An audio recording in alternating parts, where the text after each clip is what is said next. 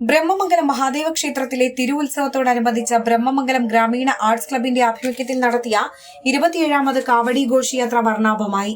കൊട്ടക്കാവടി, ആട്ടക്കാവടി, guilt കാവടി, വിവിധ വേഷങ്ങൾ തുടങ്ങിയ കലാരൂപങ്ങളും പമ്പമേളം, ബാൻഡുമേളം, പെരുമ്പറമേളം, തമ്പോലമേളം തുടങ്ങിയ വാദ്യമേളങ്ങളുടെയും അകമ്പടിയോടെ നടന്ന കാവടി ഘോഷയാത്ര ഏറെ ചാരുത പകർന്നു.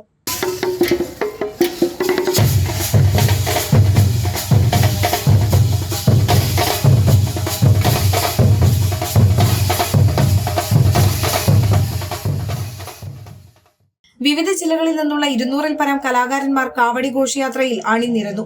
വെള്ളിയാഴ്ച വൈകിട്ട് 7-ന് ബ്രഹ്മമംഗലം ഹൈസ്കൂൾ ഗ്രൗണ്ടിൽ നിന്ന് ആരംഭിച്ച കാവടി ഘോഷയാത്രയെ Methrukovil trust chairman P K Dineshan ആശീർവദിച്ചു.